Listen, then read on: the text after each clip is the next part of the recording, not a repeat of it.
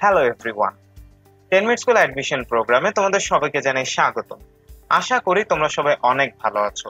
আমিও আলহামদুলিল্লাহ ভালো আছি এবং তোমাদের জন্য ব্যবস্থাপনা দ্বিতীয় পত্রের নতুন একটি লেকচার নিয়ে আবারও চলে এলাম আমি অনিক হাসান। এবং আজকে আমরা ব্যবস্থাপনা দ্বিতীয় পত্রের খুবই গুরুত্বপূর্ণ একটি অধ্যায় সম্পর্কে জানবো। আজকে আমরা যে অধ্যায় সম্পর্কে জানবো সে অধ্যায়ের নাম হচ্ছে প্রেষণা। ব্যবস্থাপনা দ্বিতীয় পত্রের সপ্তম অধ্যায় হচ্ছে প্রেষণা। এটি ব্যবস্থাপনা দ্বিতীয় পত্রের খুবই গুরুত্বপূর্ণ একটি অধ্যায়। এই অধ্যায়ে আমাদের অনেক কিছু শেখার এবং অনেক কিছু জানার আছে এবং এই অধ্যায় থেকে সচরাচর ভর্তি পরীক্ষায় প্রশ্ন হয়ে থাকে। তো চলো দেরি না করে আমরা আমাদের আজকের লেকচারটি শুরু করে দেই। প্রথমেই আমরা জেনে নেব প্রেষণা কি বা প্রেষণা বলতে কি বোঝায়। কর্মীদেরকে কাজের প্রতি উৎসাহিত ও অনুপ্রাণিত করে স্বেচ্ছা প্রণোদিত করার যেই কাজ বা প্রক্রিয়া তাকে প্রেষণা বলা হয়। অর্থাৎ আমার প্রতিষ্ঠানের যে কর্মী বা কর্মচারীরা রয়েছে তাদেরকে কাজের প্রতি উৎসাহিত করা, অনুপ্রাণিত করা এবং তাদেরকে উৎসাহিত ও অনুপ্রাণিত করে স্বেচ্ছা প্রণোদিত করার যে কাজ বা প্রক্রিয়া তাকে আমরা প্রেষণা বলি। সহজ ভাষায় বলতে গেলে আমার প্রতিষ্ঠানে যে কর্মচারীরা রয়েছে তাদেরকে আমি এমন ভাবে তাদের সাথে আমি আচরণ করব, তাদেরকে আমি প্রেষণা দান করব, অর্থাৎ তারা যেন তাদের কাজের প্রতি উৎসাহিত হয়, অনুপ্রাণিত হয় এবং ঠিকভাবে সঠিকভাবে এবং উৎসাহের সাথে তারা যেন তাদের কাজটি সম্পন্ন করতে পারে। এখন প্রেষণার সংজ্ঞা জানার পর আমাদের কিছু তথ্য মনে রাখতে হবে। চলো সে তথ্যগুলো দেখে নিই। যেমন প্রথমেই প্রেষণার ইংরেজি শব্দ হচ্ছে মোটিভেশন। আমরা জানি প্রেষণাকে ইংরেজিতে মোটিভেশন বলা হয়। মোটিভেশন শব্দটি মোটিভেশন শব্দটি ল্যাটিন শব্দ মোভিয়ের থেকে এসেছে। অর্থাৎ মোটিভেশন যে শব্দটি, এই শব্দটি কোন শব্দ থেকে এসেছে? ল্যাটিন শব্দ মোভির থেকে এসেছে। এবং আমাদের মনে রাখতে হবে প্রেষণা মানুষকে প্রভাবিত করার একটি প্রক্রিয়া। অর্থাৎ আমি অন্য একজন মানুষকে, অন্য একজন ব্যক্তিকে প্রভাবিত করব এবং এই যে আমি অন্য কাউকে প্রভাবিত করছি, এই প্রভাবিত করার যে প্রক্রিয়া তাকে প্রেষণা বলা হয়। এছাড়া আমাদের আরেকটা বিষয় মনে রাখতে হবে, প্রেষণার কেন্দ্রবিন্দু হচ্ছে মানুষ। অর্থাৎ যদি প্রশ্ন আসে প্রেষণার কেন্দ্রবিন্দু কোনটি বা কে, তখন আমরা উত্তর করব মানুষ প্রেষণার কেন্দ্রবিন্দু। এখন এই পর্যায়ে আমরা প্রেষণার বৈশিষ্ট্য নিয়ে আলোচনা করব, যাকে ইংরেজিতে বলা হয় ফিচার্স অফ মোটিভেশন। প্রেষণার বৈশিষ্ট্য কি? প্রেষণার বৈশিষ্ট্য বলতে কি বোঝায়? প্রেষণার বৈশিষ্ট্য হচ্ছে এমন কিছু বৈশিষ্ট্য বা এমন কিছু ফিচার্স যা আমরা প্রেষণায় দেখে থাকি, যার মাধ্যমে আমরা অন্য কোনো কিছু থেকে প্রেষণাকে আলাদা বা পৃথক করতে পারি। তো চলো প্রেষণার বৈশিষ্ট্যগুলো দেখে নিই। যেমন প্রথমেই যে বৈশিষ্ট্য নিয়ে আমরা আলোচনা করব সে বৈশিষ্ট্যটি হচ্ছে মানব কেন্দ্রিকতা। আমরা বলতে পারি মানুষ প্রেষণার কেন্দ্রবিন্দু। একটু আগে আমরা জানলাম, মনে রাখতে হবে যে একটা তথ্য, যে প্রেষণার কেন্দ্রবিন্দু হচ্ছে মানুষ। মানুষ প্রেষণার কেন্দ্রবিন্দু। এখন প্রেষণার যে কাজটা, সেই কাজগুলো প্রতিষ্ঠানে নিয়োজিত যে সকল মানুষ রয়েছে তাদেরকে কেন্দ্র করেই করা হয়। প্রেষণা কর্মের মূল কেন্দ্রবিন্দু হলো প্রতিষ্ঠানে নিয়োজিত সকল পর্যায়ের মানব শক্তি।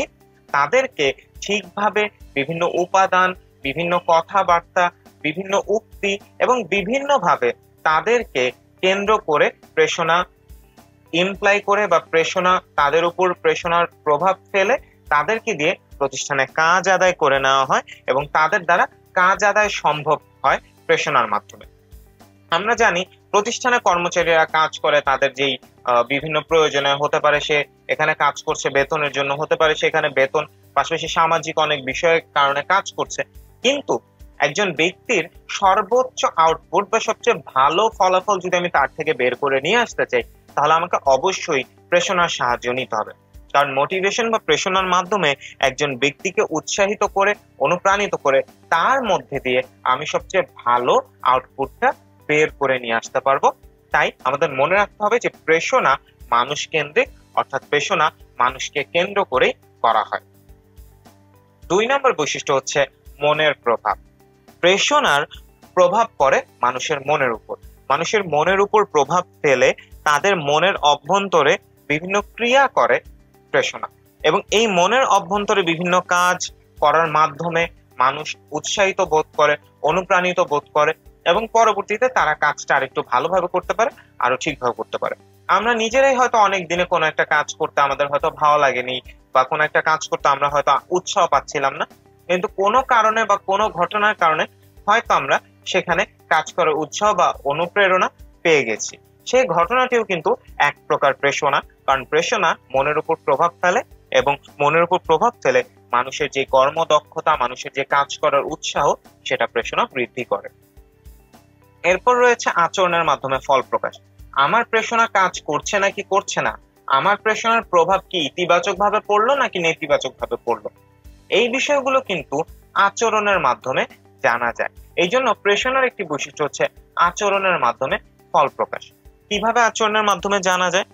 কারণ প্রেরণা কি প্রভাব ফেলছে এটা আমরা কর্মীর আচরণকে যদি ঠিকভাবে অবজার্ভ করি, খেয়াল করি, তাহলে আমরা বুঝতে পারবো যে কর্মীর আচরণে কি কোনো পরিবর্তন এসেছে, পরিবর্তন আসলে সেটা কি ইতিবাচক নাকি সে পরিবর্তনটা নেতিবাচক।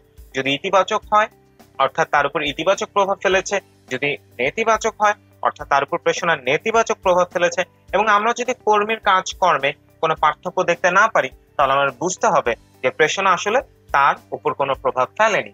অর্থাৎ প্রেরণার একটি বৈশিষ্ট্য হচ্ছে আচরণের মাধ্যমে ফল প্রকাশ। কর্মীর আচরণের মাধ্যমে বোঝা যায় আমার প্রেরণা কি কাজ করেছে নাকি করেনি।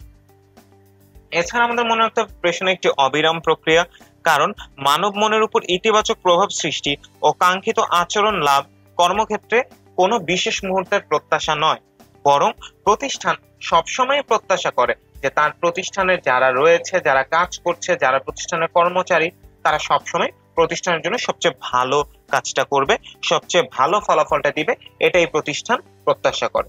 যেহেতু প্রতিষ্ঠান সবসময় তাদের থেকে ভালো ফলাফল প্রত্যাশা করে, তাই প্রতিষ্ঠানের উচিত প্রেরণাকে একটি অবিরাম প্রক্রিয়া হিসেবে করে ফেলা, যার ফলে সবসময় প্রেরণার মাধ্যমে কর্মীদের মনোবল বাড়তে থাকবে, কর্মীরা উৎসাহ পাবে, আগ্রহ পাবে এবং প্রতিষ্ঠানের কাজগুলো সবসময় ভালো হবে, যেটা প্রতিষ্ঠান প্রত্যাশা করে। এছাড়া রয়েছে প্রেরণার একটি বৈশিষ্ট্য হচ্ছে অভাব ভিত্তিক। আমাদের মনে রাখতে হবে মানুষের অভাব বা চাহিদার ফলে তার মধ্যে যে ব্যাকুলতা বা তার মধ্যে যে তাড়নার সৃষ্টি হয়, প্রেরণা সেই তাড়নাকে পূরণ করে এবং মানুষকে কাঙ্ক্ষিত আচরণ করতে উদ্বুদ্ধ করে। অনেক ক্ষেত্রে বলা হয় যে প্রেরণার ভিত্তি হচ্ছে অভাব, অভাব থেকেই প্রেরণার সৃষ্টি এবং প্রেরণা অভাব দূর করতেই সাহায্য করে। তো আমাদের মনে রাখতে হবে যে প্রেরণা অভাব ভিত্তিক, প্রেরণা মানুষের তাড়না দূর করে এবং মানুষের তাড়না দূর করে মানুষের কাঙ্ক্ষিত আচরণে পৌঁছাতে একজন মানুষকে সহযোগিতা করে। এই ক্ষেত্রে ডক্টর আব্রাহাম এইচ মাসলো বলেছেন যে চাহিদা, অভাব বা আকাঙ্ক্ষা থেকেই মানব মনে প্রেরণার সৃষ্টি হয়। অর্থাৎ আমরা বলতে পারি যে প্রেরণার একটি বৈশিষ্ট্য হচ্ছে প্রেরণা অভাব ভিত্তিক। এছাড়া আরেকটা বৈশিষ্ট্য হচ্ছে মানসিক অবস্থার পরিবর্তন, কারণ মানব মন আমরা জানি বিচিত্র। একজন ব্যক্তির উপর যেই বিষয়গুলো একভাবে প্রভাব ফেলবে, আরেকজন ব্যক্তির উপর কিন্তু ঠিক একইভাবে প্রভাব ফেলবে না। ভিন্ন ভিন্ন মানুষের উপর ভিন্ন ভিন্ন কার্যক্রম ভিন্ন ভিন্ন প্রভাব ফেলে। সুতরাং আমরা কখনোই একজন ব্যক্তির উপরের প্রভাব চিন্তা করে আরেকজনের উপর সেই একই একই এক্সপেরিমেন্ট করে আমরা যে সবসময় সেম ফলাফলই পাবো, সেটা কিন্তু না। কারণ মানসিক অবস্থা পার্সন টু পার্সন ভ্যারি করে, একজনের থেকে আরেকজনেরটা আলাদা হয়, ডিফারেন্ট হয়। সুতরাং প্রেরণার একটি বৈশিষ্ট্য হচ্ছে যে মানসিক অবস্থার যে পরিবর্তন সেটা সবার ক্ষেত্রে সমান হয় না। কারো কারো ক্ষেত্রে প্রত্যাশা অনুযায়ী হয়, কারো কারো ক্ষেত্রে যখন প্রত্যাশা অনুযায়ী হয় না, তখন প্রেরণার আরেকটি উপায় অবলম্বন করতে হয়। পাশাপাশি আমাদের মনে রাখতে হবে মনোবল উন্নয়ন। প্রেরণার একটি কাজ হচ্ছে প্রেরণা মানুষের কর্মচারীদের মনোবল উন্নয়ন করে। মানুষের মনোবল গঠনে বা উন্নয়নে প্রেরণার প্রত্যক্ষ যে প্রভাব সেটা আমরা সচরাচর দেখে থাকি। ইনফ্যাক্ট আমরা দেখতে পারি যে ইদানিং অনেক প্রতিষ্ঠানে, অনেক জায়গায় কর্পোরেট গ্রুমিং বা মোটিভেশনাল সেশনস নেওয়া হয় শুধুমাত্র এই কারণে যাতে কর্মীদের, কর্মচারীদের মনোবলের উন্নয়ন ঘটে। তাদের মনোবলের উন্নয়ন ঘটলে তারা ভালোভাবে কাজ করতে পারবে, কাজের প্রতি উৎসাহ পাবে। ফলাফল কি হবে? ফলাফল হবে প্রতিষ্ঠানের সকল কাজ প্রত্যাশা অনুযায়ী হবে এবং প্রতিষ্ঠান তার কাঙ্ক্ষিত লক্ষ্যে পৌঁছাতে পারবে। আশা করি তোমরা সবাই প্রেরণার যে বৈশিষ্ট্যগুলো নিয়ে আমরা এখন আলোচনা করলাম, সবগুলো বৈশিষ্ট্যই ঠিক মতো বুঝতে পেরেছো। এখন প্রেরণার বৈশিষ্ট্য নিয়ে জানার পর আমরা আলোচনা করব প্রেরণা চক্র। প্রেরণা কিন্তু চক্রাকারেই হয়ে থাকে। প্রেরণার এই চক্রকে আমরা motivation cycle or motivation process বলি ইংরেজিতে। এবং প্রেরণা চক্রের সূচনা বা প্রেরণা চক্র শুরু হয় অভাব সম্পর্কে ধারণা অর্জন থেকে। একজন ব্যক্তি যখন তার অভাব সম্পর্কে জানে, একজন ব্যক্তি যখন তার প্রতিষ্ঠানের যারা অধস্তন তাদের অভাব সম্পর্কে জানে, তখনই কিন্তু প্রেষণা চক্রের কাজ শুরু হয়। এটা আমাদের মাথায় রাখতে হবে যে একজন কর্মচারীর কোন ধরনের অভাব আছে এটা জানার চেষ্টা করতে হবে। প্রতিষ্ঠানে যারা ঊর্ধ্বতন কর্মকর্তা রয়েছে, যারা প্রেষণার সাথে নিয়োজিত, তারা প্রথম যে কাজটা করবে সে কাজটি হলো প্রতিষ্ঠানে যে অধস্তনরা রয়েছে, যারা প্রতিষ্ঠানে কাজ করে, প্রতিষ্ঠানের কর্মচারীরা, তাদের অভাব সম্পর্কে ধারণা গ্রহণ করবে, তাদের অভাব সম্পর্কে ধারণা অর্জন করবে। যখন তাদের ধারণা সম্পর্কে তাদের অভাব সম্পর্কে তাদের ধারণা চলে আসবে, তখন সে কিন্তু চাইলেই তাকে প্রেষণা দিয়ে থাকতে পারবে। এখন একজন ঊর্ধ্বতন কর্মকর্তা যখন একজন কর্মচারীর অভাব সম্পর্কে জানবে, সে জানবে যে কোন অভাবটা পূরণ করতে পারলে বা কোন অভাব পূরণ করার আশ্বাস দিলে কর্মচারী আরো ভালোভাবে কাজ করবে, তার মনোবলের উন্নয়ন ঘটবে এবং সে কাঙ্ক্ষিত ফলাফল দিতে পারবে। দ্বিতীয় যে কাজটি হচ্ছে সেটি হচ্ছে অভাব পূরণের সম্ভাব্যতা শনাক্তকরণ। অর্থাৎ কর্মীর যে অভাবটা রয়েছে সেই অভাবটাকে আমি পূরণ করতে পারবো, আমি যদি সেই অভাবটা পূরণ করতে পারি সেটা কিভাবে পারবো, কিভাবে সম্ভব। এই যে সকল বিষয়গুলো চিন্তা করা, এই বিষয়গুলো নিয়ে ভাবনা, এই বিষয়গুলো নিয়ে ধারণা নেওয়া, যাচাই বাছাই করে দেখা, তাকে আমরা অভাব পূরণের সম্ভাব্যতা শনাক্তকরণ বলি। একজন ঊর্ধ্বতন কর্মকর্তা অভাব সম্পর্কে ধারণা অর্জন করার পর অভাব পূরণের সম্ভাব্যতা শনাক্ত করে। এখন তার দেখতে হবে যে কর্মীর যে অভাবটি রয়েছে সেটাকে আর্থিক নাকি অনার্থিক, সেই অভাব পূরণ করার ক্ষমতা কি প্রতিষ্ঠানের আছে নাকি। যদি থাকে সেক্ষেত্রে যেটা হচ্ছে যে সেই বিষয়ে তার চিন্তা করতে হবে। অভাব পূরণের সম্ভাব্যতা শনাক্তকরণ করার পদ্ধতির পরবর্তী পদ্ধতি বা ধাপই হচ্ছে প্রাতিষ্ঠানিক সামর্থ্য বিবেচনা। আমি জানলাম আমার কর্মীর অভাব সম্পর্কে, আমি সম্ভাব্যতা যাচাই করলাম যে আমার যে কর্মচারী বা আমার যে কর্মী তার যে অভাব সেটাকে পূরণ করা সম্ভব নাকি নয়। আমাদের মনে রাখতে হবে অনেক অভাব রয়েছে যেটা চাইলেই পূরণ করা সম্ভব নয়, আবার অনেক অভাব রয়েছে যে অভাব চাইলে পূরণ করা যায় বা পূরণ করা সম্ভব। এরপর প্রতিষ্ঠানে প্রাতিষ্ঠানিক সামর্থ্য বিবেচনা করা হবে। কর্মীদের প্রয়োজন পূরণের জন্য উপযোগী কি কি লাগবে সেটা কি প্রতিষ্ঠানে আছে, প্রতিষ্ঠান কি সেটা অ্যাফোর্ড করতে পারবে, প্রতিষ্ঠানের কি সামর্থ্য আছে কর্মীর অভাব পূরণ করা, এই সকল বিষয়ে যাচাই বাছাই করা, সেটাকে বলা হয় প্রাতিষ্ঠানিক সামর্থ্য বিবেচনা। এরপর যখন প্রাতিষ্ঠানিক সামর্থ্য বিবেচনা করা হয়ে যাবে তখন যে কাজটা করতে হবে সেটা হচ্ছে প্রদেয় উপাদান নির্দিষ্টকরণ। তোমরা হয়তো অনেকে বুঝতে পারছো না যে প্রদেয় উপাদান নির্দিষ্টকরণ বলতে কি বোঝায়। এখানে প্রাতিষ্ঠানিক সামর্থ্য বিবেচনার পর কর্মীদের যে সকল সুযোগ সুবিধা চূড়ান্তভাবে প্রদান করা হবে বা যে সকল অভাব পূরণের নিমিত্তে ব্যবস্থা নেওয়া হবে সেটা নির্দিষ্ট করা হয় এই ধাপে এসে। যে কর্মীকে কোন উপাদান দেওয়া হবে, কি দেওয়া হবে সেটা নির্দিষ্ট করা, কিভাবে কর্মীর যেই অভাব সে অভাবটা পূরণ করা যাবে বা করা যায় সেটা নির্দিষ্ট করা হয় প্রদেয় উপাদান নির্দিষ্টকরণ এই ধাপে। এখন নির্দিষ্ট করার পর পরবর্তী যে কাজটি হচ্ছে সেটা হচ্ছে কর্মসূচি গ্রহণ বা উদ্যোগটা নেওয়া। অর্থাৎ এই ক্ষেত্রে কর্মীদের অভাব পূরণের জন্য প্রতিষ্ঠান যে কাজটা করবে সে চেষ্টা করবে যে কর্মসূচি গ্রহণ করা।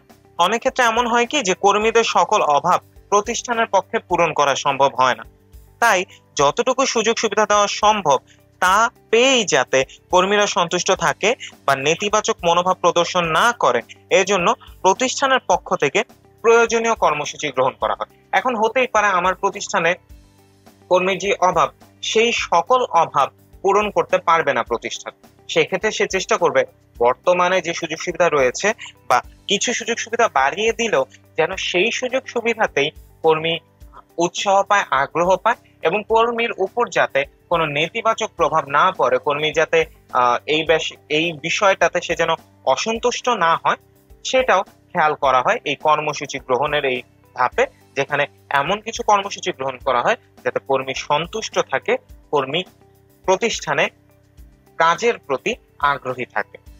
এখন পরবর্তী ধাপ হচ্ছে প্রয়োগ। এরপর যে কাজটা করা হয় কর্মসূচি গ্রহণ করার পর সেটা হচ্ছে যে সুযোগ সুবিধাগুলো কর্মীদেরকে প্রদান করা হয় এবং বিশেষ ক্ষেত্রে বিশেষ রকমের সুযোগ সুবিধাও দেওয়া যেতে পারে, সাধারণ সুযোগ সুবিধাও দেওয়া যেতে পারে। এক্ষেত্রে সবসময় যে এইটা মাথায় রাখা হয় যে অভাব কিন্তু আসলে কখনো পূরণ করা যায় না। আমরা জানি মানব মনে অভাব পূরণের যে বিষয়টা সেটা কখনোই স্থায়ী হয় না। আমাদের যখনই একটা অভাব পূরণ হয় আমরা সাথে সাথে নতুন একটি অভাবের দিকে চলে যাই।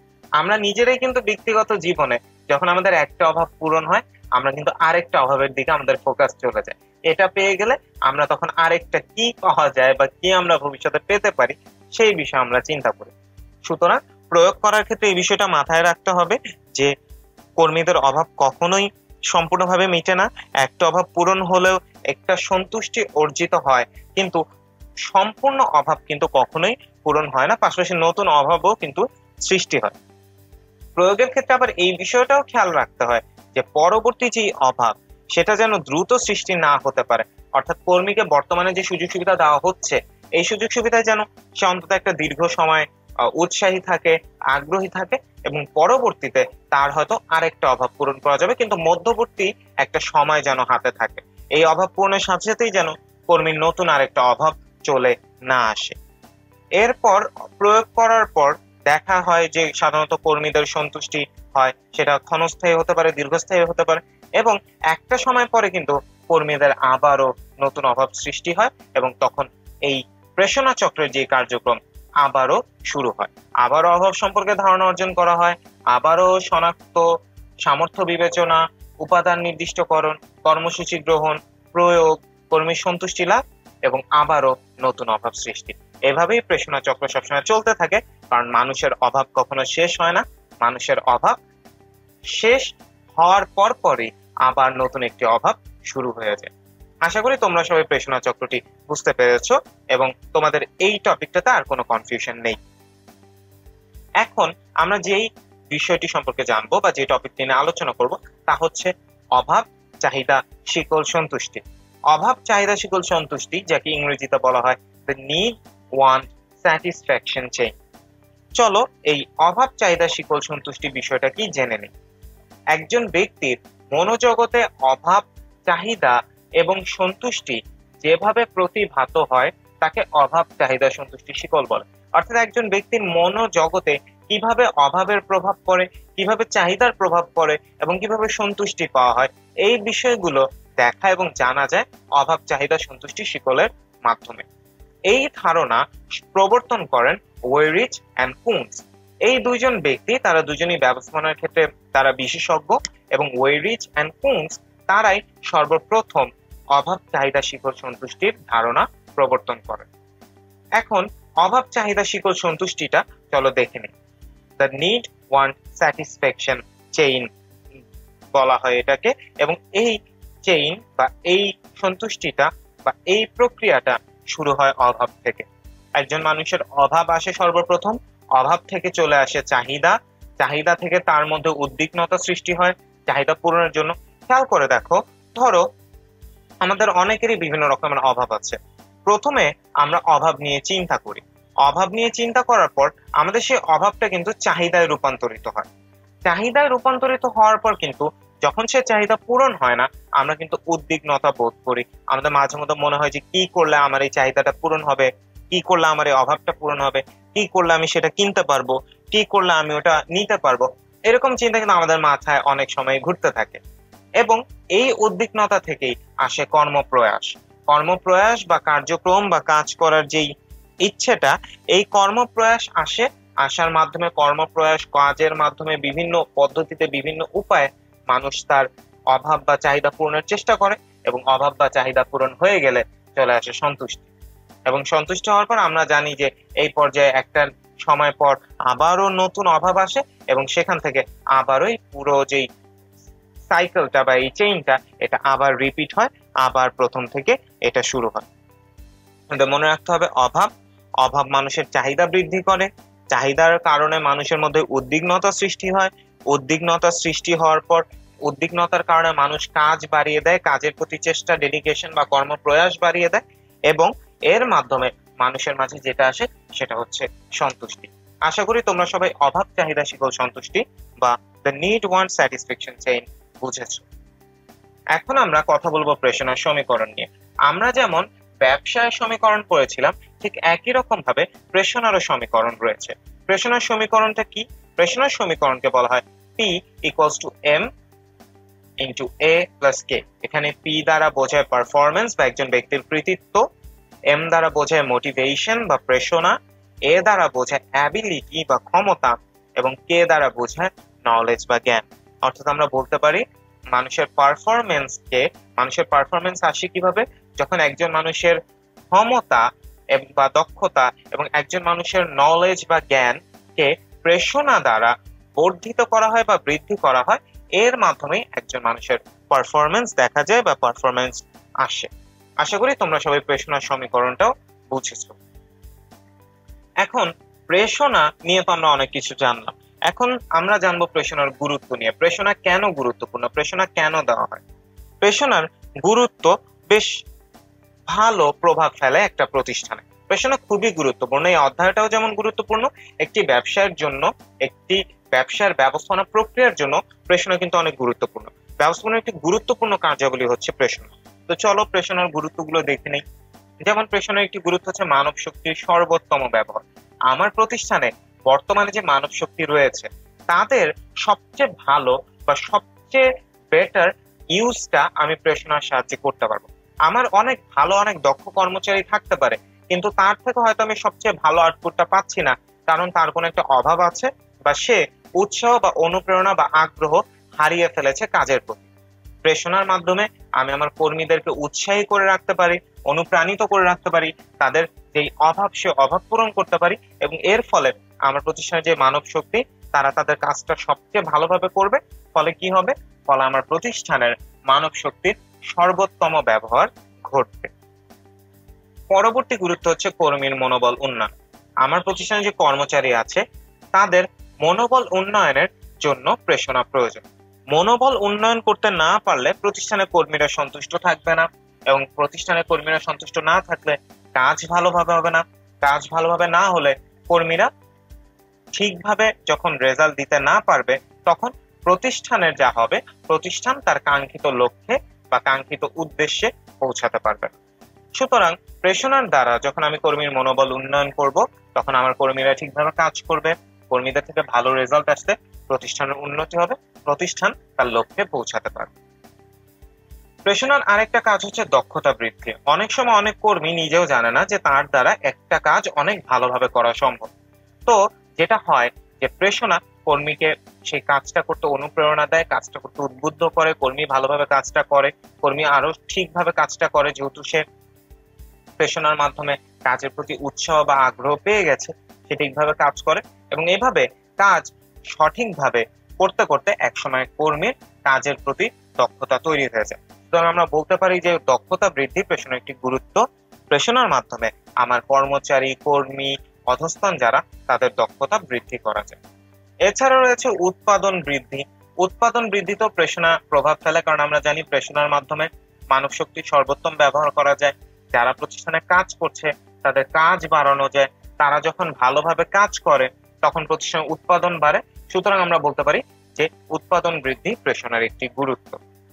পাশাপাশি অপচয় হ্রাস ও প্রেরণার একটি গুরুত্ব, কারণ আমি যখন প্রতিষ্ঠানে কর্মীদেরকে, কর্মচারীদেরকে প্রেরণা দিচ্ছি, তারা অনুপ্রাণিত হয়ে, তারা আগ্রহী হয়ে কাজটা অনেক ভালোভাবে করছে। যখন দক্ষতার সাথে কাজ করা হয় তখন একটি প্রতিষ্ঠানে যে কোনো ক্ষেত্রেই অপচয় কম হয়।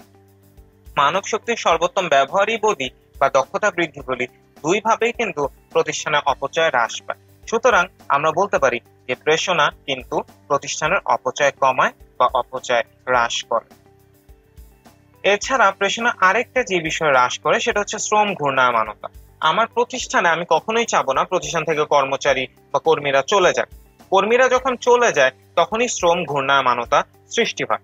প্রেরণার মাধ্যমে কর্মীরা যখন প্রতিষ্ঠানের প্রতি সন্তুষ্ট থাকে, তাদের মনোবল ভালো থাকে, তারা আগ্রহী থাকে, তাদের অনুপ্রেরণা থাকে প্রতিষ্ঠানের প্রতি, তখন কিন্তু সাধারণত প্রতিষ্ঠান থেকে কর্মচারীরা বা কর্মীরা চলে যায় না।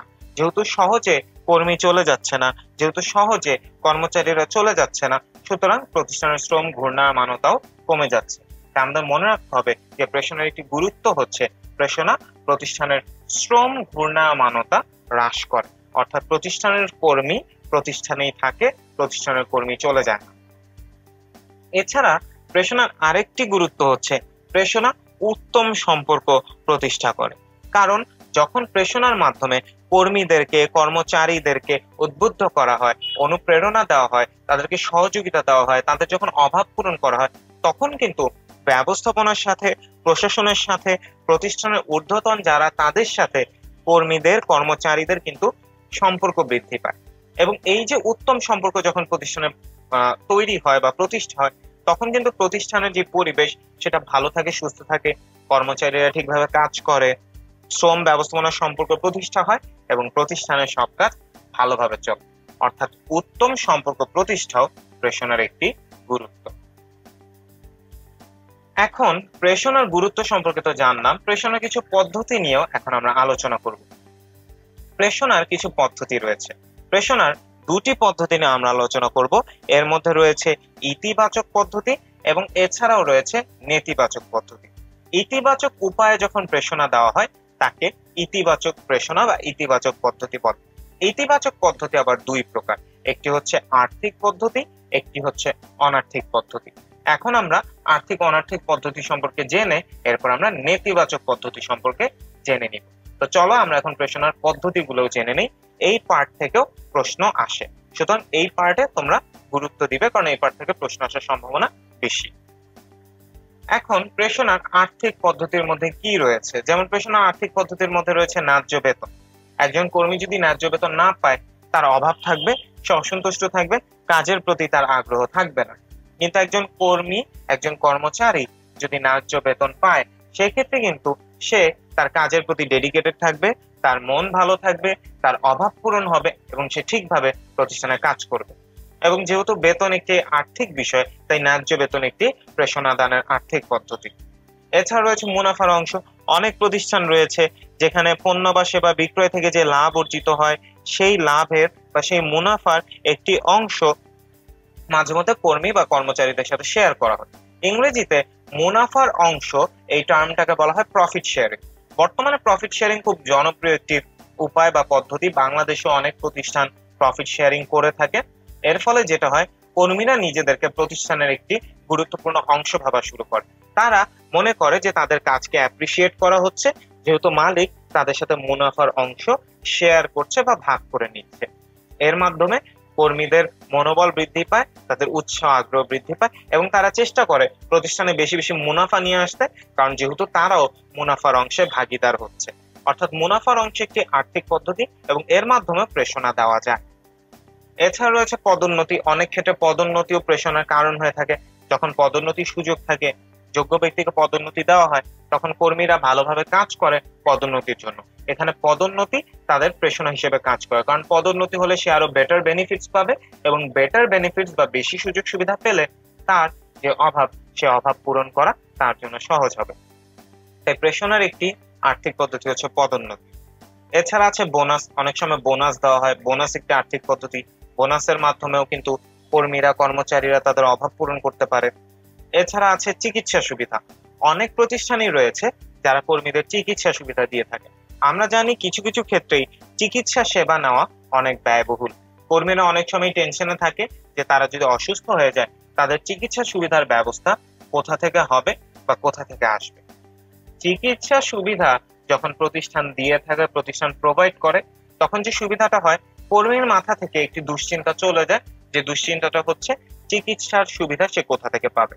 ফলে সে তার কাজে মনোযোগী হতে পারে, আরো ভালোভাবে কাজ করতে পারে। এবং আমাদের মাথায় রাখতে হবে যে কর্মী যখন টেনশন ফ্রি থাকে এবং কর্মী যখন উদ্বিগ্ন না থাকে, সে কিন্তু আরো ভালো আউটপুট দিতে পারে। তাই চিকিৎসা সুবিধার মাধ্যমেও অনেক জায়গায় প্রেষণা দেওয়া হয়। এছাড়া রয়েছে রেশন সুবিধা। রেশন সুবিধা বা রেশন, এই নামটার সাথে তোমরা হয়তো অনেকেই পরিচিত। রেশন একটি আর্থিক পদ্ধতি। রেশনে যে কাজটা করা হয় সেটা হচ্ছে যে আর্থিক বিভিন্ন বিষয়ের পাশাপাশি হয়তো নিত্য প্রয়োজনীয় দ্রব্যও দেওয়া হয় এবং এই নিত্য প্রয়োজনীয় দ্রব্যও কিন্তু কর্মী বা কর্মচারীদের যেটা হয় যে তাদের অভাব পূরণ করে। বাংলাদেশের সরকারি চাকরিতে আমরা রেশন সুবিধাটা দেখে থাকি। এই সুবিধার ফলে কর্মচারীদের মধ্যে কিন্তু প্রেষণার সৃষ্টি হয়, অর্থাৎ তারা কাজের প্রতি উৎসাহ বা আগ্রহ পায়। এছাড়া আছে পুরস্কার। অনেক ক্ষেত্রে পুরস্কার দেওয়া হয়। পুরস্কার একটি আর্থিক পদ্ধতি। কোন একটি কাজ করলে, এমপ্লয়ি ভালো পারফর্ম করলে তাকে যখন পুরস্কার দেওয়া হয়, তখন সে যেরকম আগ্রহী হয় বা অনুপ্রাণিত হয়, তাকে দেখে অন্য যে সকল কর্মচারীরা রয়েছে তারাও কিন্তু আগ্রহী হয়। তারাও কিন্তু চিন্তা করে যে না, যেহেতু এখানে পুরস্কার দেওয়া হচ্ছে যখন আমি ভালো কাজ করছি, আমি মনোযোগ সহকারে কাজ করছি, আমি যখন কাঙ্ক্ষিত কাজটা ভালোভাবে করছি, তখন তারা আরো ভালোভাবে কাজ করে পুরস্কারের আশায় বা পুরস্কার লাভের যে ইচ্ছায় সেই ইচ্ছায়। অর্থাৎ পুরস্কার একটি প্রেরণা দানের পদ্ধতি। এছাড়া রয়েছে ঋণ সুবিধা। অনেক কোম্পানি, অনেক প্রতিষ্ঠান, অনেক অর্গানাইজেশন কর্মীদেরকে ঋণ দিয়ে থাকে। কর্মীদের বিভিন্ন প্রয়োজনে স্বল্পমেয়াদী বা দীর্ঘমেয়াদী ঋণের প্রয়োজন হয়। ব্যাংক থেকে নিতে গেলে কিছু জটিলতা পোহাতে হবে বা ভোগ করতে হবে, সেটা অনেক সময় প্রতিষ্ঠানে করতে হয় না। তাই প্রতিষ্ঠান থেকে অনেক সময় ঋণ সুবিধা দেওয়া হয় এবং ঋণ সুবিধা প্রতিষ্ঠানের একটি আর্থিক পদ্ধতি। ঋণ সুবিধার ফলে কর্মচারীরা আগ্রহী হয় বা কর্মচারীদের মধ্যে অভাব যেটা থাকে সেটা মিটানো যায় বা কমানো যায় ঋণ সুবিধার দ্বারা। এছাড়া আর্থিক নিরাপত্তা একটি আর্থিক পদ্ধতি, যেখানে আর্থিক নিরাপত্তা দেওয়া হচ্ছে কর্মচারীদেরকে। কর্মচারীরা যখন আর্থিক নিরাপত্তা পায়, স্বভাবতই তারা আরো ভালোভাবে কাজ করতে পারে। বাসস্থান সুবিধা রয়েছে। অনেক প্রতিষ্ঠান বাসস্থান ভাতা বা বাসস্থান সুবিধা দিতে পারে, যাতে কর্মীরা তার পরিবার নিয়ে বাস করতে পারে, একটি জায়গা থাকে তাদের থাকার জন্য। এর মাধ্যমে কর্মীর বাসস্থানের যে অভাব সেটা পূরণ হয়, কর্মী কাজের প্রতি আগ্রহী হয়, কর্মী প্রতিষ্ঠানের প্রতি লয়াল থাকে, কারণ প্রতিষ্ঠান তার একটি বাসস্থান সুবিধার মাধ্যমে তার বাসস্থানের যে অভাব সে অভাবটা পূরণ করে দিচ্ছে। এখন এই পর্যায়ে এসে আমরা একটা কুইজ দিব। চলো আজকের কুইজের প্রশ্নটা দেখে নিই। প্রশ্ন হচ্ছে, নিচের কোনটি প্রেষণা দানের আর্থিক উপায়? আমরা মাত্রই কিন্তু আর্থিক উপায়গুলো নিয়ে আলোচনা করলাম। তো জানতে চাওয়া হয়েছে নিচের কোনটি প্রেষণা দানের আর্থিক উপায়। চলো আমরা অপশনগুলো দেখে নিই। অপশন এ কার্য পরিবেশ, অপশন বি প্রতিষ্ঠানের সুনাম, অপশন সি পদোন্নতি এবং অপশন ডি আকর্ষণীয় কাজ। এই পর্যায়ে তোমরা ভিডিওটি পজ করো। ভিডিওটি পজ করে তোমরা সঠিক উত্তরটি কোথাও লিখে ফেলো। যখনই ভিডিওটি প্লে হবে তোমরা সঠিক উত্তরটি জেনে যাবে, কারণ আমি এখনই সঠিক উত্তরটি বলে দিচ্ছি। এবং এই প্রশ্নের সঠিক উত্তর হচ্ছে অপশন সি। আমরা জানি কার্য পরিবেশ, প্রতিষ্ঠানের সুনাম বা আকর্ষণীয় কাজ এগুলো প্রেষণা দানের আর্থিক উপায় নয়, কিন্তু পদোন্নতি প্রেষণা দানের একটি আর্থিক উপায়। কারণ আমরা এই মাত্রই দেখে আসলাম প্রেষণা দানের আর্থিক উপায়গুলো, এবং তার মধ্যে একটি উপায় ছিল পদোন্নতি। সুতরাং আমরা বলতে পারি প্রেষণা দানের আর্থিক উপায় এখানে কোনটি? পদোন্নতি। আশা করি তোমরা সবাই সঠিক উত্তরটি দিয়েছো। এখন আর্থিক উপায় জানার পর আমরা জানবো অনার্থিক উপায় বা অনার্থিক পদ্ধতিগুলো নিয়ে।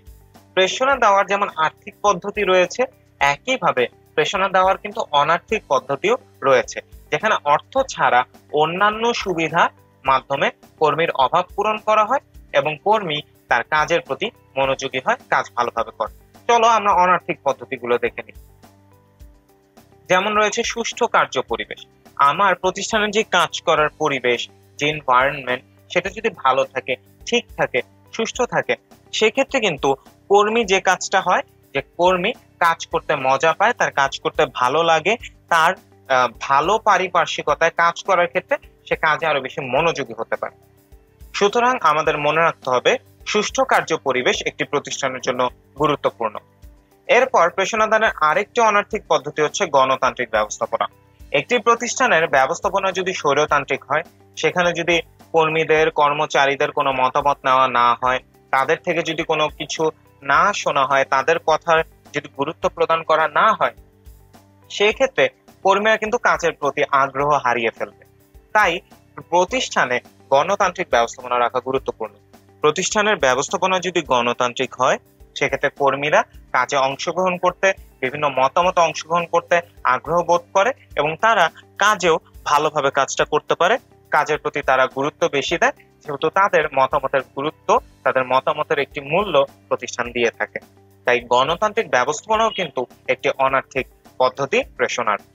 এছাড়া রয়েছে উত্তম ব্যবহার। কর্মীদের সাথে, কর্মচারীদের সাথে ভালো ব্যবহার করা, উত্তম ব্যবহার করা, সেটা খুবই গুরুত্বপূর্ণ।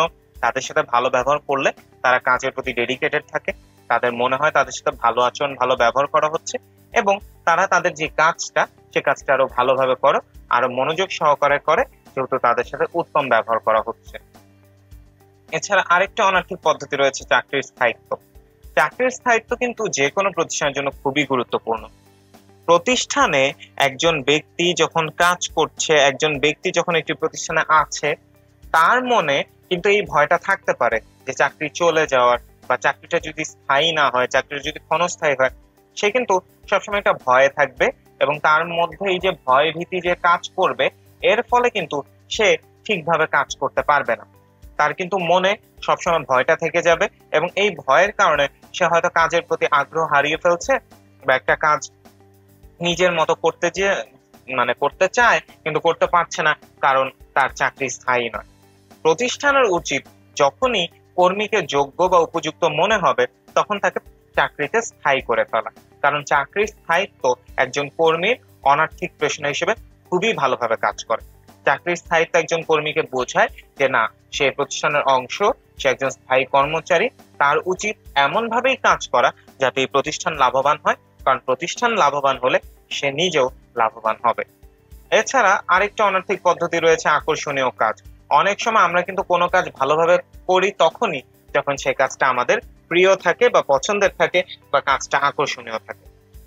আমি যদি প্রতিষ্ঠানের কাজটাকে আকর্ষণীয় করতে পারি, ঠিকভাবে করতে পারি, ভালোভাবে করতে পারি, তাহলে কিন্তু কর্মচারীরা কাজটা ঠিকভাবে করতে যাবে। তারা কাজের প্রতি আকর্ষণ বোধ করবে, এবং আকর্ষণীয় কাজ পেলে কর্মচারীরা বা কর্মীরা কাজটা আরো ভালোভাবে করতে পারবে। তাই আকর্ষণীয় কাজও একটি অনৈতিক পদ্ধতি। এছাড়া রয়েছে প্রতিষ্ঠানের সুনাম।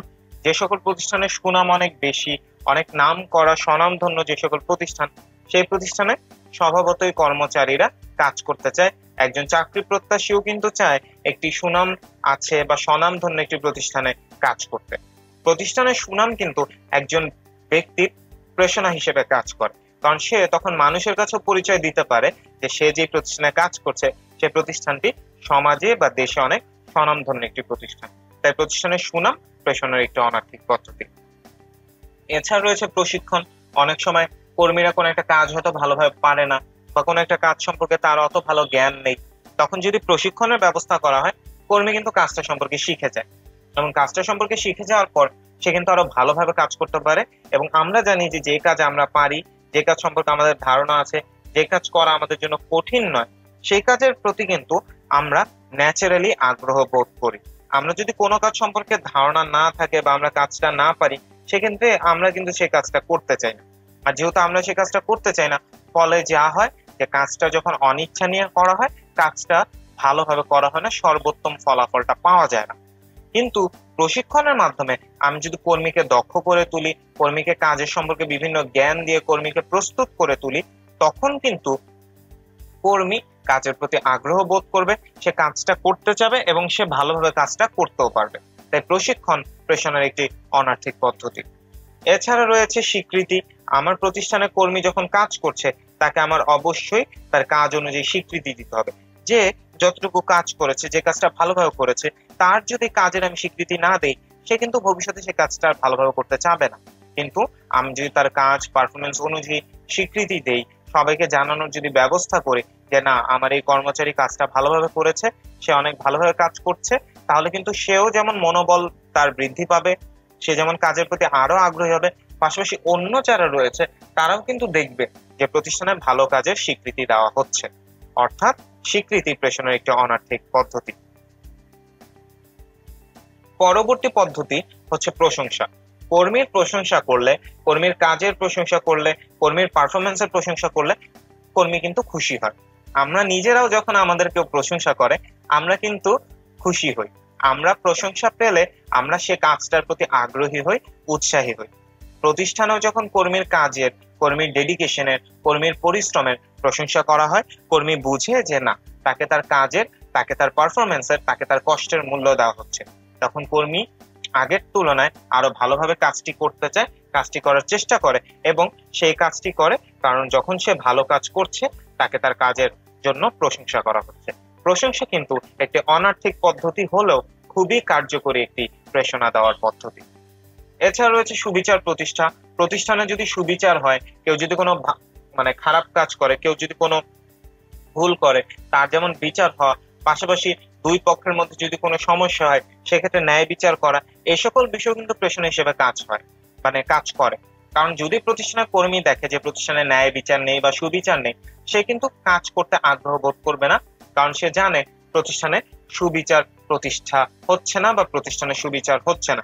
কিন্তু প্রতিষ্ঠানে যদি সুবিচার করা হয়, যে দোষী তাকে শাস্তি দেওয়া হয়, যে দোষ করেনি তাকে শাস্তি দেওয়া না হয়, এবং সুবিচার প্রতিষ্ঠা যদি প্রতিষ্ঠানে করা যায়, তখন সেটা কর্মীদের ক্ষেত্রে অনার্থিক প্রেষণা হিসেবে কাজ করে। কর্মীরা কাজের প্রতি আগ্রহ পায় বা তাদের আগ্রহ বৃদ্ধি পায়।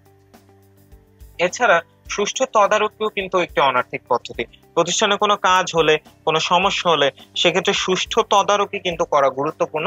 কারণ সুষ্ঠু তদারকি যদি প্রতিষ্ঠানে না থাকে, কর্মচারীরা জানে যে প্রতিষ্ঠানে ঠিকমতো তদারকি হচ্ছে না এবং তারা হয়তো কাজ ঠিকভাবে করবে না। অনেকেই হয়তো তদারকির অভাবে চিন্তা করবে যে না, কাজটা ভালোভাবে করার দরকার নেই যেহেতু তদারকি হচ্ছে না। সুতরাং আমাদের মনে রাখতে হবে যে প্রতিষ্ঠানে সুষ্ঠু তদারকি রাখা গুরুত্বপূর্ণ। এর মাধ্যমে কর্মীদের মাঝে প্রেষণার সৃষ্টি হয়। সুষ্ঠু তদারকি প্রেষণার একটি অনার্থিক পদ্ধতি। সর্বশেষে যে অনার্থিক পদ্ধতি নিয়ে আমরা আলোচনা করব সেটি হচ্ছে ক্ষমতা ও কর্তৃত্ব।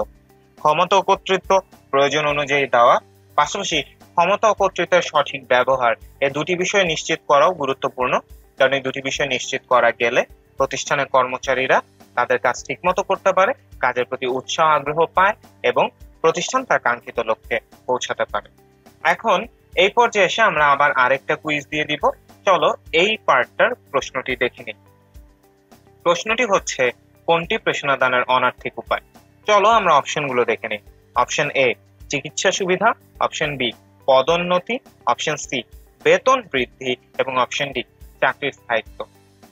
এবং এই প্রশ্নের উত্তর হচ্ছে অপশন ডি চাকরির স্থায়িত্ব। আমরা জানি চাকরির স্থায়িত্ব প্রেষণের একটি অনার্থিক উপায়, কিন্তু চিকিৎসা সুবিধা, পদোন্নতি বা বেতন বৃদ্ধি এই তিনটি প্রেষণাদানের আর্থিক উপায়। যেহেতু এখানে জানতে চাওয়া হয়েছে কোনটি প্রেষণাদানের অনার্থিক উপায়, তাই উত্তর হয়েছে ডি চাকরির স্থায়িত্ব। আশা করি তোমরা সবাই সঠিক উত্তরটি ধারণা করতে পেরেছো। এখন প্রেষণার নেতিবাচক পদ্ধতি নিয়ে আমরা আলোচনা করব। এতক্ষণ আমরা যে পদ্ধতিগুলো নিয়ে আলোচনা করলাম, আর্থিক বা অনার্থিক, সেগুলো ছিল ইতিবাচক পদ্ধতি বা ইতিবাচক প্রেষণা। প্রেষণার কিন্তু নেতিবাচক পদ্ধতিও রয়েছে, যেখানে নেতিবাচক পদ্ধতি বা নেগেটিভ ওয়েতে কর্মীদেরকে প্রেষণা দেওয়া হয়। নেতিবাচক পদ্ধতিও কিন্তু খুব কার্যকরী। যেমন ছোটবেলা আমরা যেমন বাবা মার বকা বা মার খাওয়ার ভয়ে আমরা যখন কোনো একটা কাজ যখন ঠিকভাবে করতাম বা সময় মতো পড়তে বসতাম, সেটা কিন্তু প্রেষণার নেতিবাচক পদ্ধতি ছিল। কিন্তু প্রতিষ্ঠানে কর্মচারীদেরকে মাইর দেওয়া হয় না। প্রতিষ্ঠানে প্রেষণার নেতিবাচকের ক্ষেত্রে অন্য কিছু পদ্ধতি রয়েছে। তো চলো আমরা প্রতিষ্ঠানে প্রেষণার নেতিবাচক যে পদ্ধতি বা সাধারণতই প্রেষণার নেতিবাচক পদ্ধতিগুলো দেখে নিই। যেমন একটি পদ্ধতি হচ্ছে পদাবনতি, অর্থাৎ এই ক্ষেত্রে কর্মীকে তার বর্তমান পদের তুলনায় নিম্ন স্তরের বা নিচের কোনো পদে দিয়ে দেওয়া হয়। এখানে কর্মী যখন ঠিকমতো পারফর্ম করতে পারে না বা কর্মী যখন কাজের প্রতি আগ্রহ অনুপ্রেরণা দেখা যায় না, তখন যেটা করা হয়, কর্মীকে তার বর্তমান পোস্টের থেকে নিচের কোনো পোস্টে ট্রান্সফার করে দেওয়া হয়, যাকে আমরা পদাবনতি বলি। এছাড়া রয়েছে শাস্তি প্রদান। হয়তো প্রতিষ্ঠানে কোনো ভুল করার কারণে বা ঠিকমতো কাজ না করার কারণে শাস্তি দেওয়া হলো, আমরা জানি শাস্তি একটা নেতিবাচক পদ্ধতি। এছাড়া রয়েছে তিরস্কার। তিরস্কার একটি নেতিবাচক পদ্ধতি। এবং সর্বশেষে রয়েছে বরখাস্ত। অনেক সময় চাকরি থেকে বরখাস্ত করা হয় এবং এর মাধ্যমে কর্মীকে বোঝানো হয় যে তার পারফরমেন্স যেটা থাকার কথা সেটা সেরকম ছিল না, এবং বরখাস্ত প্রেষণাদার একটি নেতিবাচক পদ্ধতি। প্রেষণার ইতিবাচক পদ্ধতির মতো অনেক ক্ষেত্রে কিন্তু নেতিবাচক পদ্ধতিও কাজ করে, কারণ কিছু মানুষের ক্ষেত্রে ইতিবাচক পদ্ধতি কখনোই কাজ করে না। তারা সবসময় নেতিবাচক পদ্ধতির উপরেই নির্ভরশীল। নেতিবাচক পদ্ধতিতে তাদের দ্বারা কাজ আদায় করা যায়। প্রেষণার পদ্ধতি নিয়ে তো আমরা আলোচনা করলাম। এখন আমরা প্রেষণার বিভিন্ন তত্ত্ব সম্পর্কে জানব। প্রেষণার তত্ত্ব বা বিভিন্ন মোটিভেশন থিওরি নিয়ে আমরা এখন আলোচনা করব এবং এই তত্ত্বগুলো আমাদের মনে রাখতে হবে। সর্বপ্রথম আমরা কোন তত্ত্ব নিয়ে আলোচনা করবো আশা করি তোমরা সবাই জেনেই গিয়েছো। সেটা হচ্ছে চাহিদা সোপান তত্ত্ব, বা যাকে ইংরেজিতে বলা হয় নিড হায়ারার্কি থিওরি। প্রেষণার খুব জনপ্রিয় একটি তত্ত্ব হচ্ছে চাহিদা সোপান তত্ত্ব বা নিড হায়ারার্কি থিওরি। প্রেষণার এই তত্ত্বের উদ্ভাবক হচ্ছেন মাসলো, যার পূর্ণ নাম হচ্ছে আব্রাহাম হ্যারল্ড মাসলো। কোথাও কোথাও তাকে ডক্টর আব্রাহাম এইচ মাসলো নামেও সম্বোধন করা হয়েছে। তার নামের এই এইচ পার্টটা দ্বারা বোঝানো হয় হ্যারল্ড। তার পূর্ণ নাম হচ্ছে আব্রাহাম হ্যারল্ড মাসলো, এবং তিনি এই চাহিদা সোপান তত্ত্ব বা নিড হায়ারার্কি থিওরির উদ্ভাবক বা প্রবর্তক। তিনি অভাব বা চাহিদাকে 5টি ভাগে ভাগ করেন এবং তার এই ভাগ করা 5টি ভাগ হলো জৈবিক বা দৈহিক চাহিদা, নিরাপত্তার চাহিদা, সামাজিক চাহিদা, আত্মতৃপ্তির চাহিদা এবং সর্বশেষে রয়েছে আত্মপ্রতিষ্ঠার চাহিদা। এখন এখানে এই চাহিদাগুলো দ্বারা কি বোঝায়? মানুষের যেই জৈবিক বা দৈহিক যে চাহিদাগুলো রয়েছে এগুলো হচ্ছে খাদ্য, পানীয়, বস্ত্র, বাসস্থান, অর্থাৎ যা ছাড়া আমাদের দেহ বা আমরা জীবিকার মধ্যে আমরা থাকতে পারি না, যা ছাড়া আমাদের দৈহিক বা জৈবিক চাহিদা পূরণ করা যায় না, তাকে আমরা জৈবিক বা দৈহিক চাহিদা বলি। রয়েছে নিরাপত্তার চাহিদা, অর্থাৎ টিকে থাকার প্রয়োজনে ভীতি মুক্তি, কোনো নিরাপদ বা নিরাপত্তা ব্যবস্থা, তাকে আমরা নিরাপত্তার চাহিদা বলি। সামাজিক চাহিদা রয়েছে, সমাজে চলার জন্য যে সকল চাহিদা আমাদের পূরণ করা প্রয়োজন তাকে সামাজিক চাহিদা বলে। রয়েছে আত্মতৃপ্তির চাহিদা, যেখানে সমাজের মানুষের মাঝে নিজের পৃথক একটা ভাবমূর্তি প্রতিষ্ঠা, এটাকে আমরা আত্মতৃপ্তির চাহিদা বলি। এবং আত্মপ্রতিষ্ঠার চাহিদা বলতে বোঝায় যে যখন সে ব্যক্তি থাকবে না তখনও যেন তার সম্পর্কে সমাজে জানে, সবাই যেন জানতে পারে যে সে কে ছিলেন বা তার সমাজের ক্ষেত্রে অবদান কি, তাকে আমরা আত্মপ্রতিষ্ঠার চাহিদা বলি। এখন আমাদের কিছু তথ্য রয়েছে যা মনে রাখতে হবে। যেমন আমাদের মনে রাখতে হবে অভাবের স্তর হচ্ছে দুইটি। অভাবের স্তর হচ্ছে দুটি, একটি হচ্ছে উচ্চ স্তরের অভাব আর একটি হচ্ছে নিম্ন স্তরের অভাব। অর্থাৎ আমাদের মনে রাখতে হবে অভাবের স্তর হচ্ছে দুইটি, উচ্চ স্তরের অভাব এবং নিম্ন স্তরের অভাব। এছাড়া আমাদের মনে রাখতে হবে অভাব 5 ভাগে ভাগ করা যায়। অনেক ক্ষেত্রে যখন প্রশ্ন আসে অভাবের স্তর কয়টি, অনেকেই ভুল করে উত্তর দিয়ে ফেলে 5টি, কিন্তু আমাদের মনে রাখতে হবে অভাবের স্তর হচ্ছে দুটি, কিন্তু অভাবকে 5 ভাগে ভাগ করা যায়। এছাড়া মাসলোর মতে অপূরণকৃত অভাব প্রেষণার উদ্দীপক হিসেবে কাজ করে, অর্থাৎ মানুষের যে অভাব পূরণ হয় না সেটাই প্রেষণার উদ্দীপক হিসেবে কাজ করে। এছাড়াও তার মতে প্রেষণার ভিত্তি হচ্ছে অভাব বা চাহিদা। আশা করি এই তথ্যগুলো তোমাদের মনে থাকবে। যদি প্রশ্ন আসে কার মতে প্রেষণার ভিত্তি অভাব বা চাহিদা, তোমরা উত্তর করবে আব্রাহাম মাসলো। এখন এই পর্যায়ে আমরা একটা কুইজ নিব। প্রশ্নে বলা আছে চাহিদা সোপান তত্ত্বের সর্বশেষ চাহিদা কোনটি? অপশন এ আত্মপ্রতিষ্ঠার চাহিদা, অপশন বি আত্মতৃপ্তির চাহিদা, অপশন সি সামাজিক চাহিদা এবং অপশন ডি নিরাপত্তার চাহিদা। এবং এই প্রশ্নের উত্তর হচ্ছে অপশন এ আত্মপ্রতিষ্ঠার চাহিদা। আমরা জানি চাহিদা সোপান তত্ত্বের সর্বশেষ চাহিদা হচ্ছে আত্মপ্রতিষ্ঠার চাহিদা। এখন আমরা আলোচনা করব প্রেষণার আরেকটা তত্ত্ব নিয়ে, যার নাম হচ্ছে ইআরজি তত্ত্ব বা এক্সিস্টেন্স, রিলেটেডনেস এন্ড গ্রোথ থিওরি। এই তত্ত্ব উদ্ভাবন করেন ক্লেইটন আল্ডারফের। ক্লেইটন আল্ডারফের এই তত্ত্বে মানুষের অভাব বা চাহিদাকে 3 ভাগে ভাগ করেছেন। একটি হচ্ছে টিকে থাকার চাহিদা, একটি হচ্ছে সম্পৃক্ততার চাহিদা এবং অপরটি হচ্ছে প্রবৃদ্ধির চাহিদা। টিকে থাকার চাহিদা বলতে বোঝায় মানুষের জৈবিক চাহিদা এবং কর্মসংশ্লিষ্ট প্রয়োজনীয় প্রাপ্তির চাহিদাগুলো, যেমন বেতন, আনুষঙ্গিক সুবিধা, কার্য পরিবেশ, এগুলো হচ্ছে টিকে থাকার চাহিদা।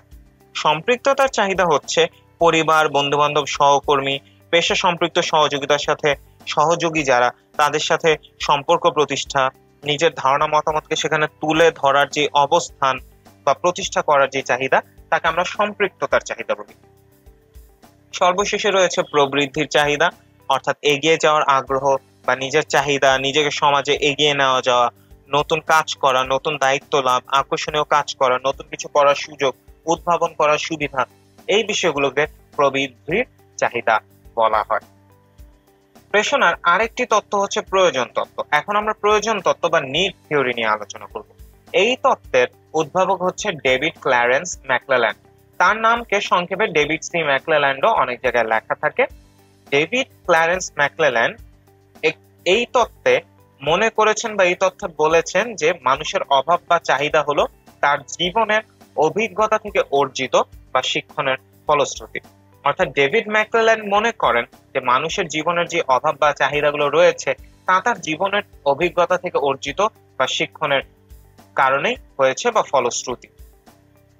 তিনি কর্মীদের চাহিদাকে 3 ভাগে ভাগ করেছেন, যেমন কৃতিত্ব বা সাফল্য অর্জনের চাহিদা, স্বীকৃতি প্রাপ্তির চাহিদা এবং সর্বশেষে ক্ষমতা প্রাপ্তির চাহিদা।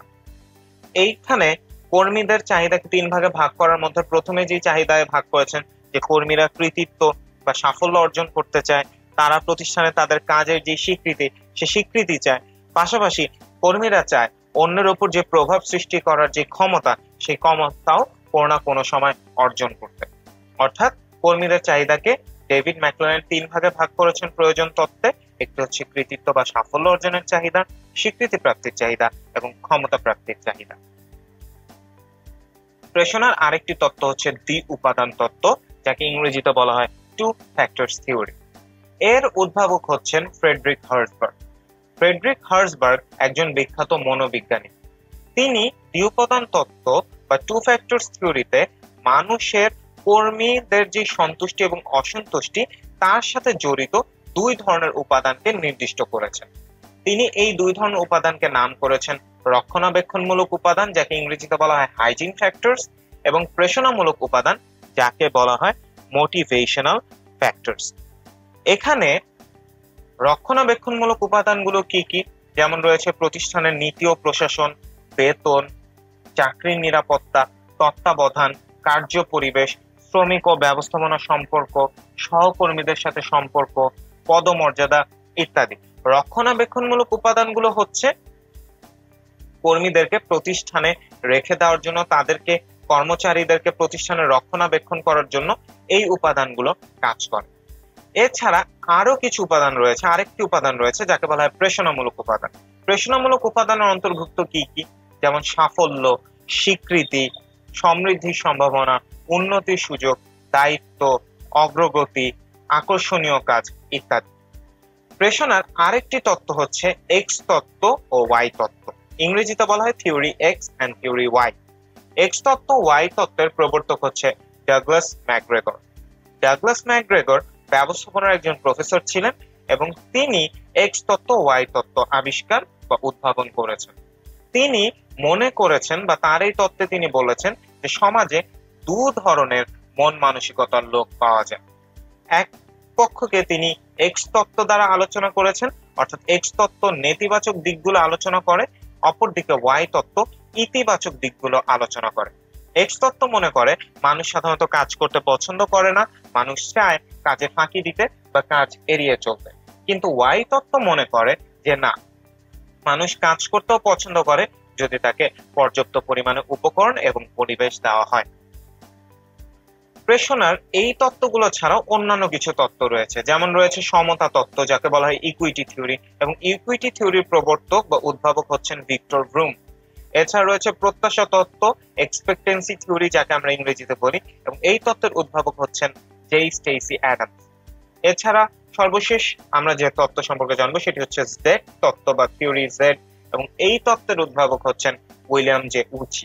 আমাদের মনে রাখতে হবে প্রেষণার তত্ত্বগুলোর নাম এবং তার উদ্ভাবক। প্রেষণার তত্ত্ব থেকে প্রশ্ন হয়ে আসে, সুতরাং আমাদের তত্ত্বগুলো সম্পর্কেও জানতে হবে, তত্ত্বগুলোর উদ্ভাবক যারা তাদের সম্পর্কেও জানতে হবে। এখন প্রেষণা দেওয়ার ক্ষেত্রে কিছু প্রতিবন্ধকতা রয়েছে। সবসময় যে চাইলেই প্রেষণা দেওয়া যায় সেটা কিন্তু না। আমরা প্রেষণা দানের যে প্রতিবন্ধকতাগুলো রয়েছে সেগুলো নিয়ে এখন আলোচনা করব। যেমন প্রেষণা দানের প্রতিবন্ধকতাগুলো কি কি রয়েছে? প্রয়োজনের ভিন্নতা। আমরা জানি মানুষের প্রয়োজন এক না, এক এক মানুষের চাহিদা বা প্রয়োজন এক এক রকম। একই ঘটনা কিন্তু একটা প্রতিষ্ঠানেও ঘটে। এক কর্মীর সাথে আরেক কর্মীর প্রয়োজন ভিন্ন, এক মানুষের সাথে আরেক মানুষের প্রয়োজন ভিন্ন, তাকে আমরা প্রয়োজনের ভিন্নতা বলি। এবং প্রয়োজনের ভিন্নতা প্রেষণা দানের একটি প্রতিবন্ধকতা, কারণ আমার যখন প্রয়োজনের ভিন্নতা হবে তখন এক উপাদান দিয়ে কিন্তু আমি সব কর্মীর অভাব পূরণ করতে পারবো না। যেহেতু কর্মীদের প্রয়োজন ভিন্ন, তাই তাদের অভাব পূরণের পদ্ধতি, প্রেষণা দানের পদ্ধতিও হবে ভিন্ন। এছাড়া রয়েছে মানসিকতার ভিন্নতা। এক প্রেষণা এক কর্মীর উপর যেভাবে প্রভাব ফেলবে আরেকজনের উপর একভাবে প্রভাব ফেলবে না, কারণ একজনের থেকে আরেকজনের মানসিকতা ভিন্ন বা আলাদা। অনেকের উপর আর্থিক প্রেষণা কাজ করে, অনেকের উপর অনার্থিক প্রেষণা কাজ করে। সুতরাং মানসিকতার ভিন্নতাও কিন্তু প্রেষণা দানের একটি প্রতিবন্ধকতা। রয়েছে স্তরগত পার্থক্য। অনেক সময় প্রতিষ্ঠানে যে স্তরগত পার্থক্য থাকে, এই স্তরগত পার্থক্যের কারণে কিন্তু সঠিকভাবে প্রেষণা দেওয়া যায় না। ফলে প্রেষণা দানের যে প্রতিবন্ধকতা, এর মাধ্যমে কর্মীরা অসন্তুষ্টই থেকে যায়, তাদের অভাব থেকে যায় এবং প্রতিষ্ঠানের কাজকর্ম ঠিকভাবে হয় না। রয়েছে প্রবণতার পার্থক্য। অনেক সময় সব কর্মীদের কিন্তু প্রবণতা মিলে না, এক এক কর্মীর ইন্টেনশন বা প্রবণতা এক এক রকম থাকে। সুতরাং এই যে কার প্রবণতা কি এটা বুঝে ওঠা যেমন কঠিন, পাশাপাশি এই প্রবণতার পার্থক্যের কারণে কিন্তু প্রেষণা দেওয়ার ক্ষেত্রেও সমস্যা হয়। কারণ আমরা জানি সব কর্মীর প্রবণতা এক নয়, এক কর্মী একটা বিষয় একভাবে গ্রহণ করবে, তার ইন্টেনশন একরকম, আরেক কর্মী আরেকভাবে একটা বিষয় গ্রহণ করবে, তার ইন্টেনশন অন্যরকম। প্রবণতার পার্থক্যও কিন্তু প্রেষণা দানের একটি প্রতিবন্ধকতা। এছাড়া আরেকটা প্রতিবন্ধকতা হচ্ছে দক্ষতা অভিজ্ঞতার ভিন্নতা। প্রতিষ্ঠানের অভ্যন্তরে বিভিন্ন যে সকল স্তর থাকে সে স্তরে নিয়োজিত যে কর্মীরা তাদের দক্ষতার অভিজ্ঞতা কিন্তু এক নয়, ফলে তাদের চিন্তার ক্ষেত্রেও ভিন্নতা দেখা যায় এবং প্রেষণা দেওয়ার ক্ষেত্রে জটিলতার সৃষ্টি হয়। অনেক সময় স্বজনপ্রীতি দেখা যায় প্রতিষ্ঠানে যখন স্বজনপ্রীতি দেখা যায় তখন কিন্তু কর্মীদের সাথে ঊর্ধ্বতন যারা বা নির্বাহী যারা তাদের সম্পর্ক খারাপ হয়ে যায়, এবং সম্পর্ক খারাপ হয়ে গেলে কিন্তু প্রেষণা কাজ সাধারণত করে না, কারণ সম্পর্ক খারাপ থাকলে কর্মীদের মনোবল ভেঙে পড়ে এবং প্রেষণার মাধ্যমে সে মনোবল ঠিক করা সম্ভব হয় না। এছাড়া রয়েছে শ্রমিক সংঘের আচরণ। অনেক ক্ষেত্রে শ্রমিক সংঘ প্রেষণা দানের ক্ষেত্রে যদি সহায়তা না করে উল্টো আরো তারা সমস্যা বা বাধা সৃষ্টি করতে যায়, সেক্ষেত্রে কিন্তু প্রেষণা দেওয়া যায় না। প্রেষণা দানের ক্ষেত্রে একটি প্রতিবন্ধকতা হিসেবে কাজ করে শ্রমিক সংঘের আচরণ। এখন যেহেতু কিছু বছর ভর্তি পরীক্ষা আমরা এমসিকিউ দেখি, কিছু বছর আমরা ভর্তি পরীক্ষা এমসিকিউর সাথে কিছু রিটেন পার্টও দেখি, সুতরাং আমরা কিছু শর্ট কোয়েশ্চেন্স নিয়েও জেনে নেই যেগুলো হয়তো যদি পরীক্ষায় এই অধ্যায় থেকে লিখিত প্রশ্ন আসে তোমরা যেন উত্তর করতে পারো। যদিও আমরা সব বিষয় বিস্তারিত আলোচনাই করেছি, তোমাদের এমসিকিউ প্রশ্ন আসলেও তোমরা পারবে, তোমাদের যদি লিখিত প্রশ্ন আসে তাও আমি আশা করি তোমরা পারবে। তবু কিছু শর্ট কোয়েশ্চেন্স হতে পারে এবং কিরকম হতে পারে সে বিষয়ে আমি এখন ধারণা দিয়ে দিব। যেমন একটি প্রশ্ন হতে পারে, প্রেষণাকে একটি অবিরাম প্রক্রিয়া বলা হয় কেন? যেহেতু প্রতিষ্ঠানে ভালো ফলাফল অর্জন করতে হলে সবসময় কর্মীদের ভালো কাজ, ভালো ফলাফল প্রতিষ্ঠানে কর্মীদের ধরে রাখতে হয়, তাই কর্মীদের কাজের প্রতি উৎসাহ ধরে রাখতে হয়। যেহেতু সবসময় কাজের প্রতি উৎসাহ ধরে রাখতে হবে, কর্মীদের উৎসাহ সৃষ্টি হয় কিসের মাধ্যমে? প্রেষণার মাধ্যমে। আমি যদি অবিরাম ভালো ফলাফল চাই, আমি যদি কর্মীদের ক্ষেত্রে অবিরাম উৎসাহ চাই, সেক্ষেত্রে আমার অবিরাম প্রেষণাও দিতে হবে। কারণ আমি যখন বারবার প্রেষণা দিব তাদের মনোবল ঠিক থাকবে, তারা কাজের প্রতি আগ্রহী বা উৎসাহী হবে, তারা কাজটা ঠিকভাবে করবে, প্রতিষ্ঠানে সবসময় ভালো একটা ফলাফল হয়ে আসবে। তাই প্রেষণাকে একটি অবিরাম প্রক্রিয়া বলা হয়, কারণ প্রেষণা বিশেষ কোনো সময় না দিয়ে এটা অবিরত রাখতে হয় যাতে প্রতিষ্ঠানে কর্মীদের ফলাফল ঠিক থাকে, কাজের যেই আউটপুট সেটা সবসময় ভালো আসে। দ্বিতীয় প্রশ্ন হচ্ছে প্রেষণা ব্যবস্থাপনা কেন গুরুত্বপূর্ণ? প্রেষণার মাধ্যমে প্রতিষ্ঠানের মানব সম্পদ যারা তাদেরকে কাজের প্রতি আগ্রহী করা হয়, উদ্বুদ্ধ করা হয়। ব্যবস্থাপনার কাজ হচ্ছে প্রতিষ্ঠানকে তার কাঙ্ক্ষিত লক্ষ্যে নিয়ে যাওয়া। এখন কর্মচারীরা যদি কাজের প্রতি আগ্রহ বোধ না করে তারা কাজ ঠিকভাবে করবে না, ফলাফল কি হবে? যে প্রতিষ্ঠান তার লক্ষ্যে পৌঁছাতে পারবে না এবং ব্যবস্থাপনা যে প্রক্রিয়া সেটি ফেল করবে। তাই প্রেষণা ব্যবস্থাপনা গুরুত্বপূর্ণ, কারণ ব্যবস্থাপনার প্রেষণার মাধ্যমে কর্মীদের উৎসাহ বৃদ্ধি করা হয়। উৎসাহ বৃদ্ধি করলে কর্মীরা কাজ ভালোভাবে করে, কর্মীরা কাজ ভালোভাবে করলে প্রতিষ্ঠান তার কাঙ্ক্ষিত লক্ষ্যে পৌঁছাতে পারে, যেখানে ব্যবস্থাপনা তার যেই দায়িত্ব সেই দায়িত্ব সম্পন্ন করতে পারছে। তাই প্রেষণা ব্যবস্থাপনা গুরুত্বপূর্ণ। আরেকটা প্রশ্ন হচ্ছে প্রেষণা কর্ম সম্পাদনের পরিমাণ বৃদ্ধি করে কিভাবে? প্রেষণার মাধ্যমে কর্মচারীরা কাজের প্রতি আগ্রহ পায়, আগ্রহ পেলে তারা কাজ ভালো করে, যখন তারা ভালো করে কাজে তখন তাদের কাজের যেই ফলাফল সেটাও বাড়ে, তাদের যে কাজ করার রেট সেটাও বাড়ে। কারণ কর্মীরা যখন আগ্রহ পায় না তখন কিন্তু কাজের প্রতি আগ্রহ না থাকলে কাজ কম হয়, কিন্তু যখন কাজে আগ্রহ থাকে, তাদের অভাব দুশ্চিন্তা কম থাকে বা না থাকে, তখন কর্মীরা বেশি বেশি কাজ করতে পারে, কাজের পরিমাণ বৃদ্ধি পায়, ফলাফলের যেই মান সেটাও বৃদ্ধি পায়। এখন এর মধ্যে দিয়ে আমাদের আজকের লেকচারটি শেষ। আমরা বিগত বছরগুলোতে ভর্তি পরীক্ষায় চলে আসা কিছু প্রশ্ন নিয়ে এখন আলোচনা করব। যেমন সর্বপ্রথম যে প্রশ্ন আমরা দেখছি সেটা হচ্ছে জেড তত্ত্ব এর প্রবক্তা কে? Option A William Ouchi, option B F W. Taylor, option C Henry L Gantt এবং অপশন ডি মেরি পার্কার। এবং আমার ধারণা তোমরা সবাই সঠিক উত্তর জানো। এই প্রশ্নের উত্তর হচ্ছে অপশন এ, জেড তত্ত্ব এর প্রবক্তা হচ্ছে উইলিয়াম ওচি। 2 নম্বর প্রশ্নে বলা হয়েছে মাসলোর চাহিদা তত্ত্বের সর্বোচ্চ ধাপ হলো, অর্থাৎ চাহিদা তত্ত্বের সর্বোচ্চ ধাপ কোনটি?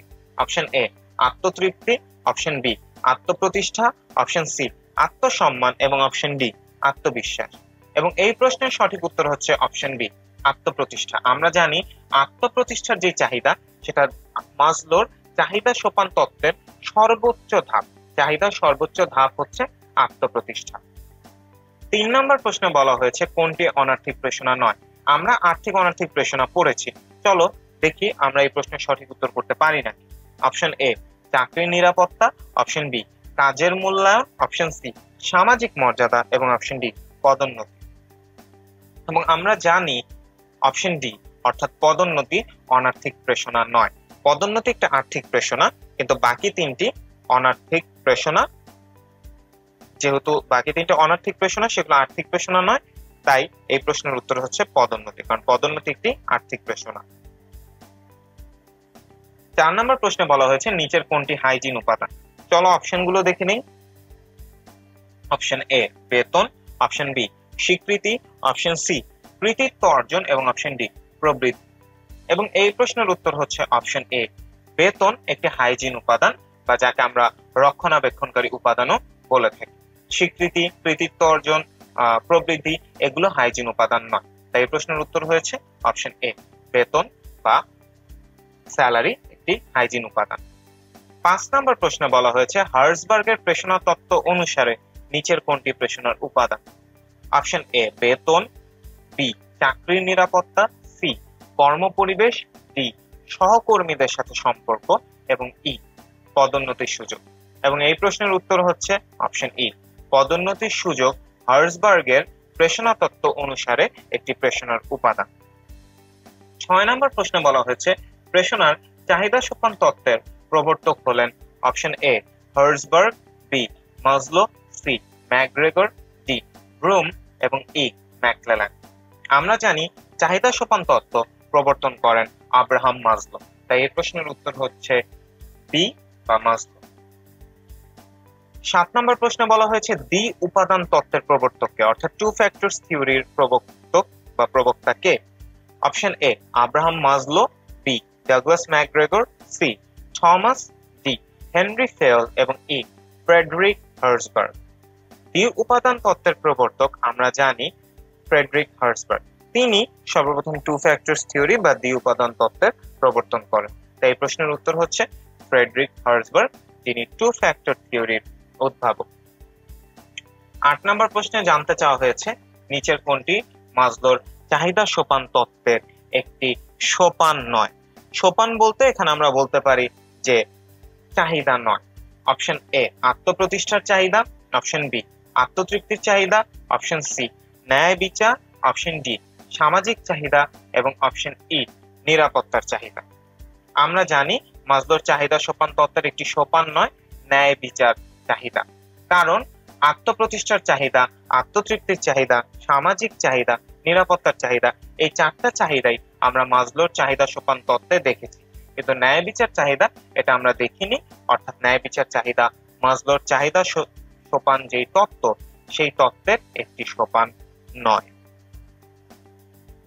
আজকে সর্বশেষ প্রশ্ন 9 নম্বর প্রশ্নে বলা হয়েছে প্রেষণার নীতিমালা প্রতিষ্ঠা মোটেও সহজসাধ্য ব্যাপার নয়, কারণ চলো আমরা অপশনগুলো দেখে নেই। অপশন এ মানবীয় আচরণ খুবই জটিল, অপশন বি মানুষ কাজ করতে পছন্দ করে না, সি কর্মীরা দায়িত্ব এড়িয়ে চলতে চায়, ডি সকল কর্মী আত্মকেন্দ্রিক এবং অপশন ই কোনোটি নয়। প্রেষণার নীতিমালা প্রতিষ্ঠা মোটেও সহজসাধ্য ব্যাপার নয়, কারণ মানবীয় আচরণ খুবই জটিল। একটা প্রকার বা একটা প্রক্রিয়া একটা মানুষের উপর যেভাবে প্রভাব ফেলবে আরেকজনের উপর সেভাবে প্রভাব ফেলবে না। কারো জন্য ইতিবাচক প্রেষণা কাজ করে, কারো জন্য নেতিবাচক যে প্রেষণা সেটা কাজ করে, কারো জন্য আর্থিক প্রেষণা কাজ করে, কারো জন্য অনার্থিক প্রেষণা কাজ করে। সুতরাং কার উপর ইতিবাচক করবে, কার উপর নেতিবাচক করবে, কার উপর অনার্থিক করবে, কার উপর আর্থিক করবে, এটা কিন্তু বোঝা সহজ নয়, কারণ মানবীয় আচরণ খুবই জটিল। তাই প্রেষণার নীতিমালা মোটেও সহজসাধ্য ব্যাপার নয় প্রতিষ্ঠা করা, কারণ মানবীয় আচরণ একটি জটিল প্রক্রিয়া, সেটা বুঝতে বা সেটা আঁচ করতে মাঝে মধ্যে সমস্যা হয়। এর মধ্যে দিয়ে আমাদের আজকের এই লেকচারটি শেষ। আশা করি আজকে যা যা বিষয় আমি তোমাদেরকে পড়িয়েছি তোমরা সবকিছু বুঝেছো। তোমাদের মনে রাখতে হবে এই অধ্যায়টি খুবই গুরুত্বপূর্ণ, সুতরাং এই অধ্যায়টিতে তোমরা বেশি জোর দিবে, সব তথ্য ভালোভাবে জানবে, সবকিছু ঠিকভাবে মনে রাখবে। তোমাদের সবার সাথে পরবর্তী লেকচারে আবার দেখা হবে। সবাই ভালো থেকো, ধন্যবাদ সবাইকে।